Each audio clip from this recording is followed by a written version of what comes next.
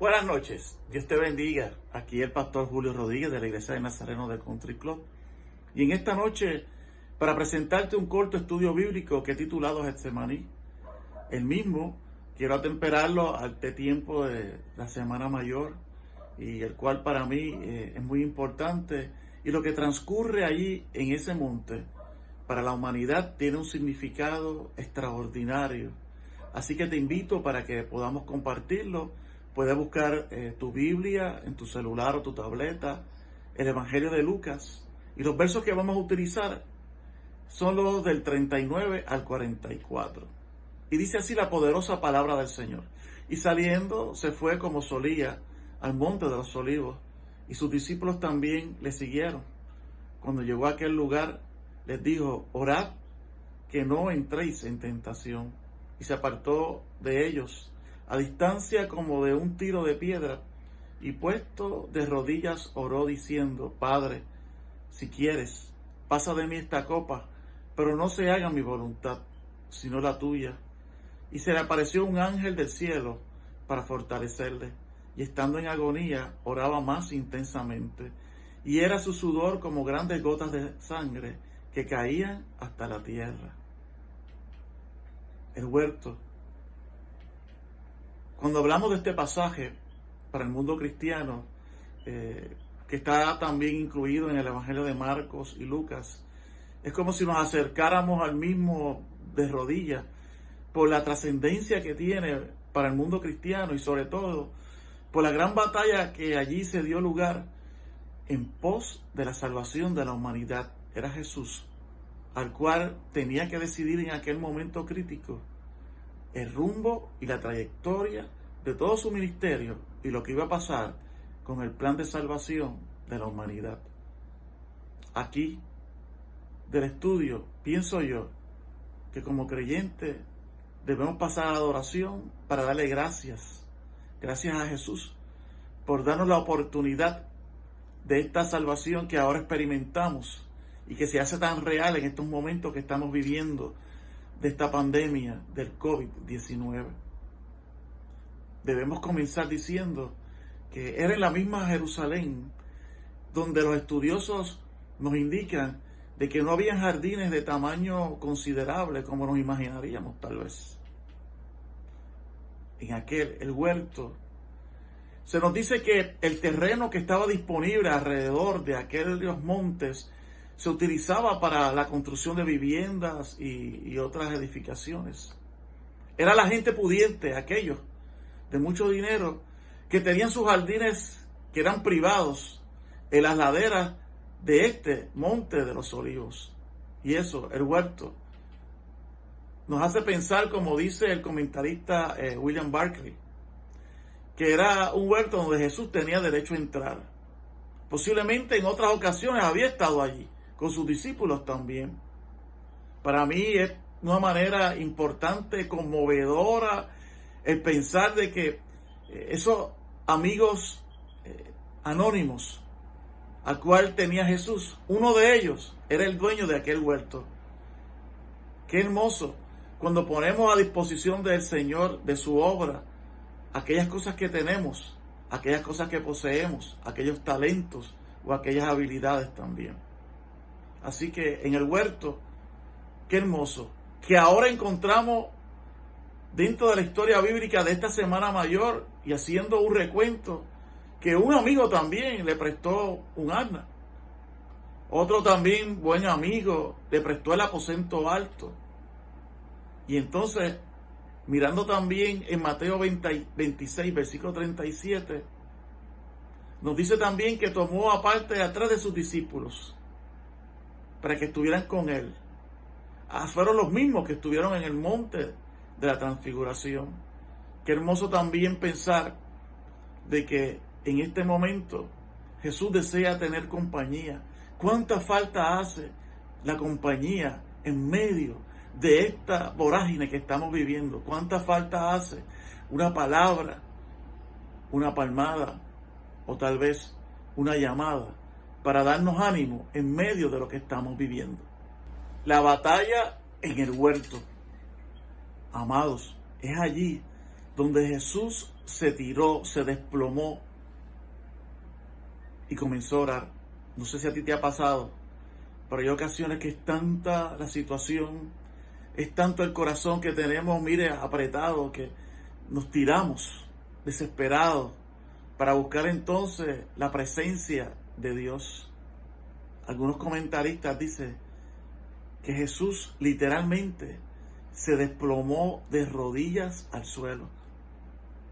¿Has visto cuando a alguien le da una noticia muy fuerte? Oye, nuestros pies dicen que aguantan 2 y 3 veces el peso del torso hacia arriba. Pero cuando llegan momentos como ese, momentos de grande tensión, lo primero que muchas veces se debilita son nuestras piernas. Tenemos que ver que Jesús, 100% Dios, 100% hombre, era el Dios hombre al cual necesitaba en este momento, como tú y como yo, necesitábamos entonces la fortaleza, el apoyo para poder continuar hacia adelante. Es ahí donde comenzó una batalla de oración.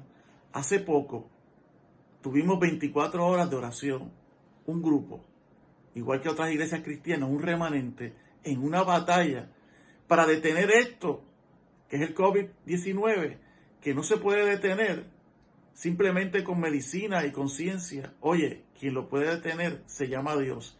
Y eso se detiene con oración y ayuno. Así que aquí vemos a Jesús en una batalla terrible de su alma. Y nos identificamos con Él en tantos momentos. Eso, la batalla en el huerto. Nuestro Creador estaba en este momento en una franca lucha, en una lucha emocional y espiritual. Y ahí dice que comenzó a entristecerse y a angustiarse, pero no era para menos. ¿Cuántos hoy están pasando por lo mismo?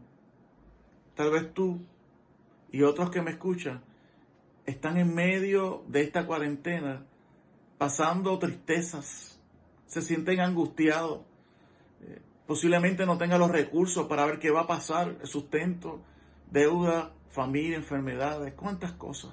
Por eso nos identificamos, por eso yo me identifico con la batalla de Jesús, porque también nosotros en este siglo XXI estamos pasando batallas de oración como la pasó Jesús.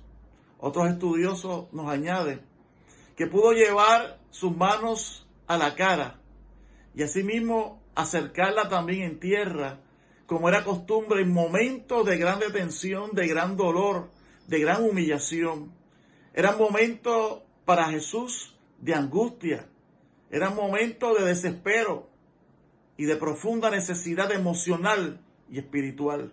Por eso tal vez tú y yo nos estamos identificando cuando hablamos de estas palabras. Era la agonía de Jesús en ese momento. Ahora su corazón y su alma le confirmaba que lo que le aguardaba era la cruenta cruz. Sentía, pienso yo como pastor, el aliento de la muerte dándole cachetada en el rostro, susurrándole al oído el dolor, el sufrimiento por el cual iba a pasar. Nadie quiere morir a los 33 tantos años y menos como hizo Jesús, pasando por la agonía de una cruz, siendo abandonado por sus discípulos, siendo injuriado allí en aquel momento. Por eso creo que el pueblo cristiano puede reconocer también que los momentos que estamos viviendo son momentos de agonía también para la humanidad. Era una lucha suprema. Era una lucha de nuestro Salvador, donde el resultado de lo mismo estaba en una balanza. La salvación estaba en sus manos, la decisión estaba en sus manos.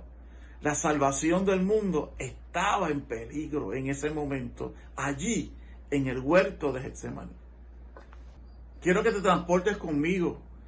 Quiero que de una manera imaginaria nos paremos al lado y veamos en este momento con nuestro corazón lo que estaba sucediendo en la vida de Jesús. Recordemos, era 100% Dios, 100% hombre, y es esa naturaleza humana la que está en este momento en lucha. Es en este momento la decisión en un cuerpo como el de nosotros, donde las decisiones muchas veces nos cuesta el poder realizarlas. Era una lucha suprema. Y sabemos que el resultado de esa lucha era que estaba en una balanza la salvación de la humanidad. Estaba en sus manos el tomar la decisión en aquel momento. Esa salvación del mundo estaba en peligro, porque Jesús en este momento tiene que enfrentarse a sí mismo y sobre todo decidir qué es lo que va a hacer, ya que el curso de la salvación, el destino final de la humanidad para redención estaba en sus manos y estaba en medio de aquel monte o de aquel huerto, el huerto de Getsemaní, se estaba haciendo esta gran lucha. Por eso tú y yo debemos identificarnos con Jesús en estos momentos que estamos viviendo. Posiblemente vemos que las noticias, todo aquello que está a nuestro alrededor, no abona a nuestra paz, por el contrario, trae momentos de incertidumbre. Nadie quiere morir. Jesús no quería morir. Pienso yo que él entendía posiblemente que había hecho muy poco, que todavía había lugares que tenía que evangelizar, había gente que tenía que sanar, había lugares donde tenía que enfrentarlos con la realidad de aquellas religiones huecas que estaba existiendo. Él estaba enamorado de una humanidad que estaba padeciendo, así como nosotros en este momento. Había un mundo que esperaba salvarse y estaba en sus manos. Por eso hablamos de la agonía de Jesús. Sabía que lo que le esperaba era la crucifixión. Y esa imagen, me imagino yo, en mi mente de pastor, que no se le apartaba en este momento de su mente. Es lo que sucede cuando muchas veces tú y yo tenemos que enfrentarnos con situaciones, momentos, malas noticias, pérdidas, enfermedades y ahora plaga que se llama COVID-19. Nosotros, en nuestra naturaleza humana, también comprendemos posiblemente lo que Jesús pasó en aquellos momentos de agonía. Por eso hablamos ahora de esa agonía de Jesús. Jesús pudo volverse atrás. Sin embargo, el propósito de Dios, que era la salvación de la humanidad, se hubiera quedado frustrado. Pienso yo que lo único que sabía Jesús con certeza era que debía continuar hacia adelante.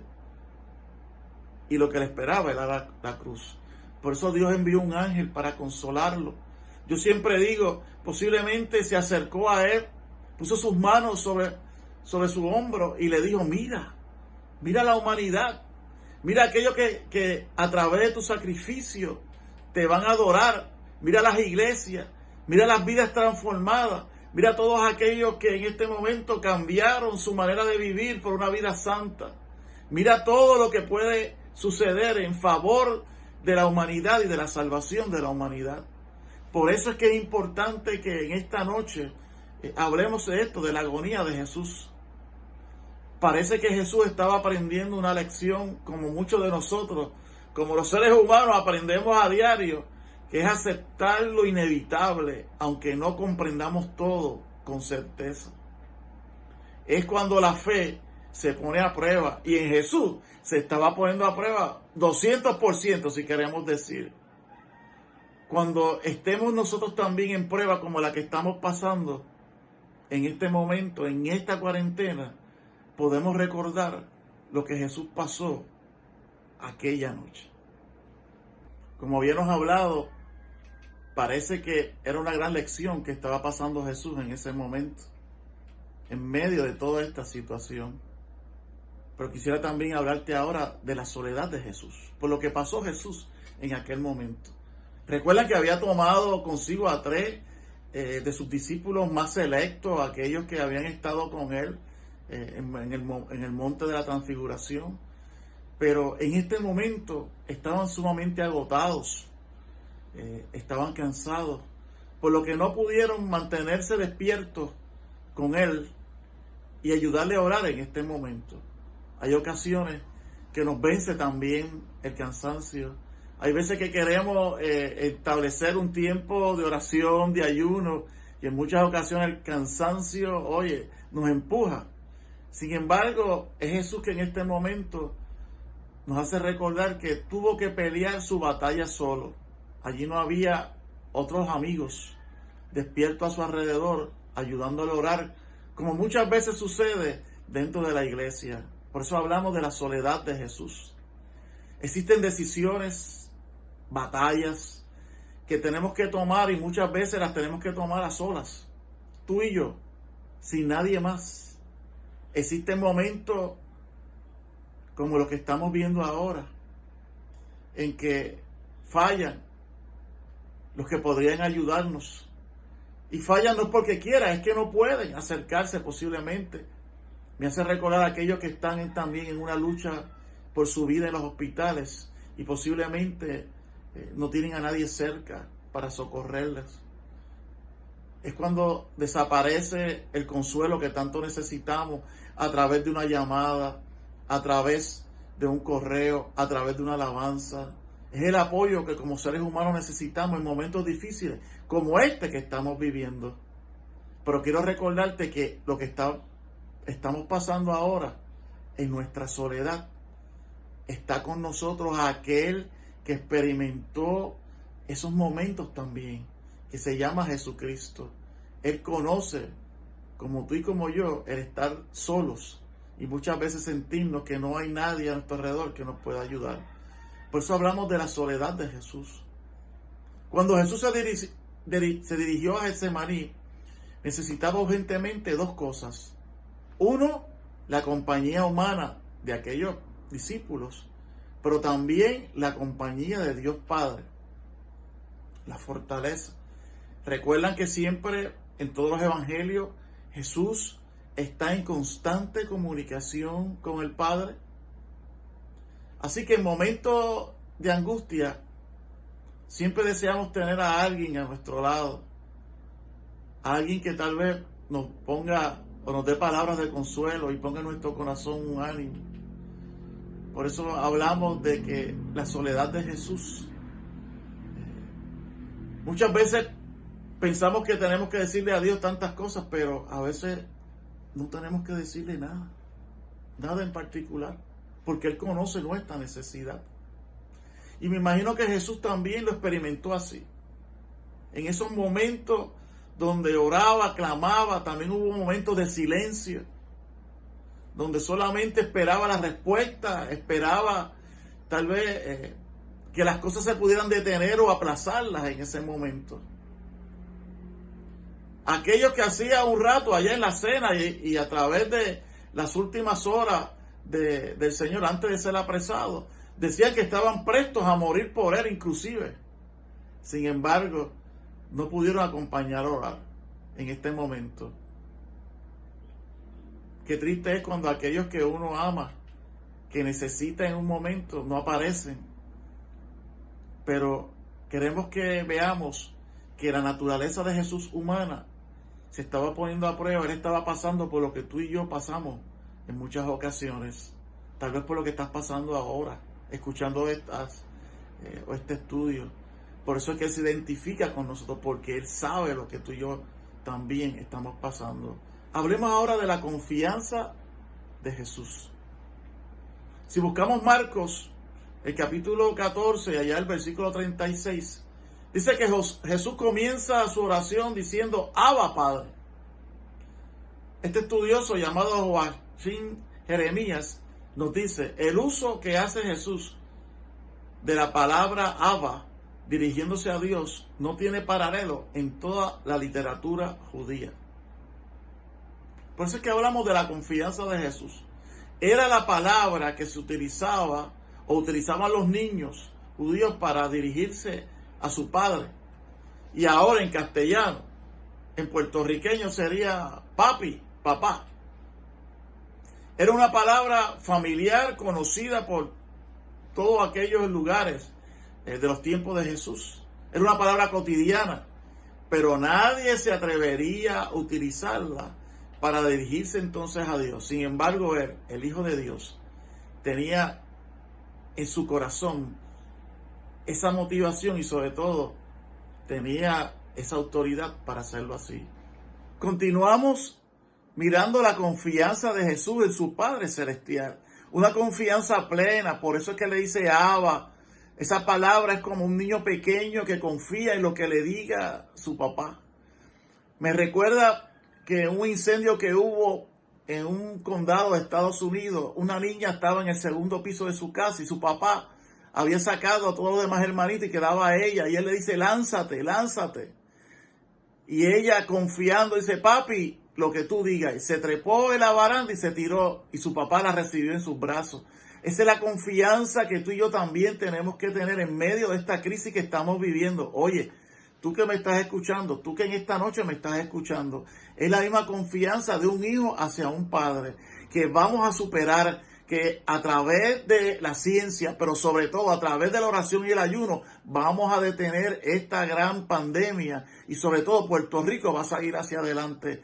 Mire, aquí vemos la confianza que nosotros debemos tener continuamente a ese Dios. ¿Cuál Dios? Pues al Dios al cual Jesús estaba en este momento confiando su vida. Sabemos que lo que le esperaba era la cruz. Sabemos que lo que le esperaba eran momentos difíciles, pero él estaba tan seguro, tanto confiado en la voluntad plena y lo que su padre estaba realizando, que se iba a lanzar en ese momento. Por eso nos enseñó que tú y yo podemos llamar a Dios también Padre, nuestro Padre Celestial.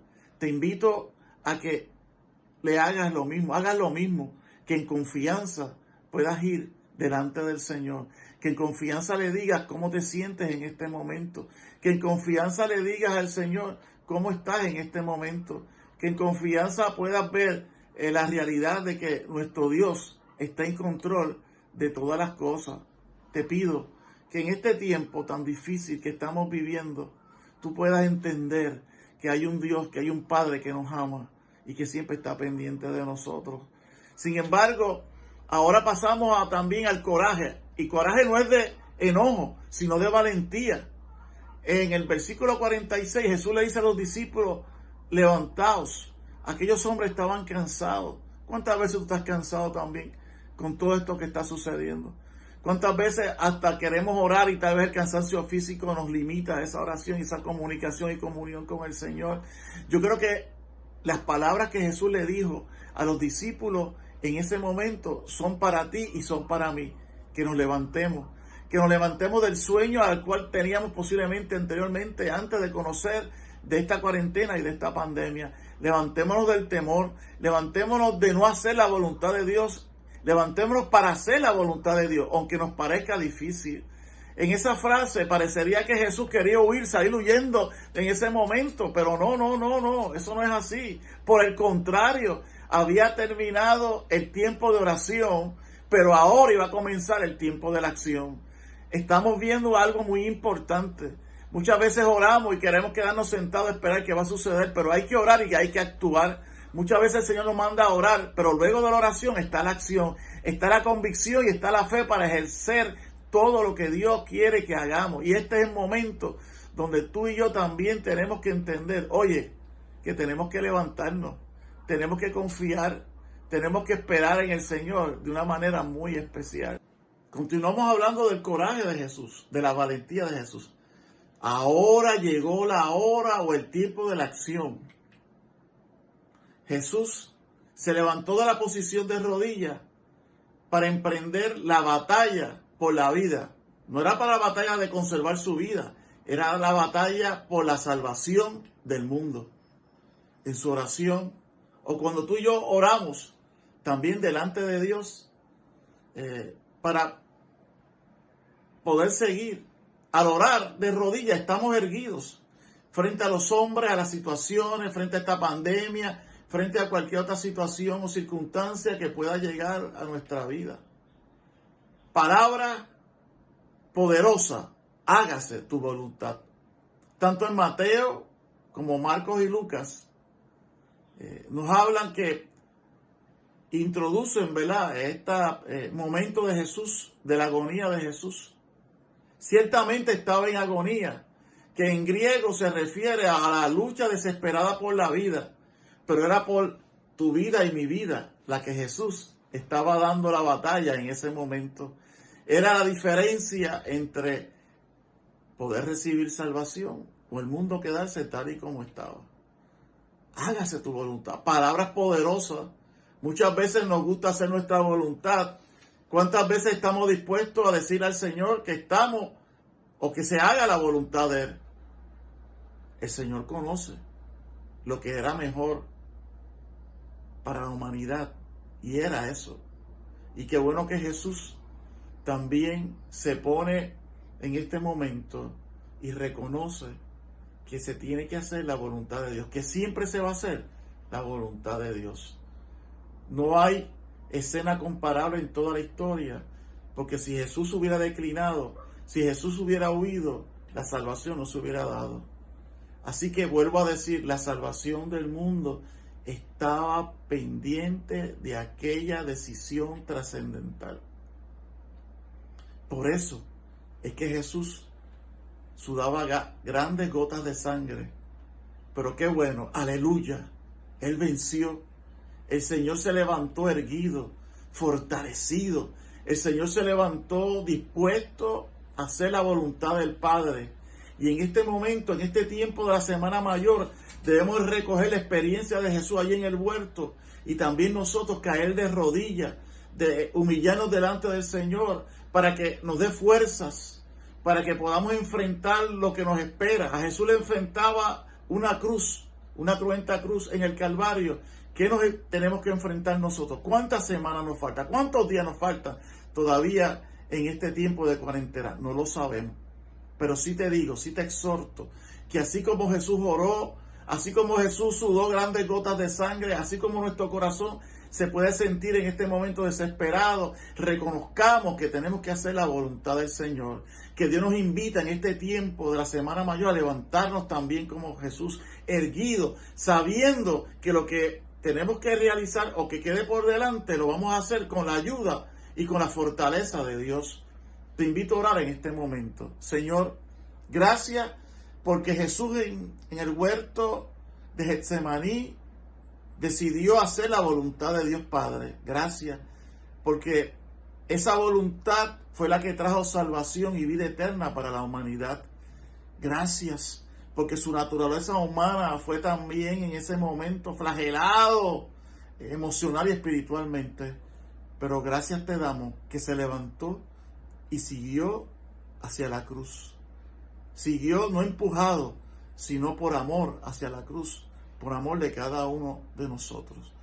Por eso, al principio hablábamos que es momento de adoración, de darte gracias, porque estuviste dispuesto a sacrificar tu vida por nosotros que éramos pecadores. Gracias te damos por tu amor, por toda la humanidad. Esto te lo pedimos en el nombre poderoso de Jesús. Que Dios te bendiga. Que sepas de que el Señor siempre tiene palabras de consuelo, tiene palabras de fortaleza y que Él pasó como nosotros toda esta situación por la que también nosotros estamos pasando, posiblemente de angustia. Que Dios te bendiga.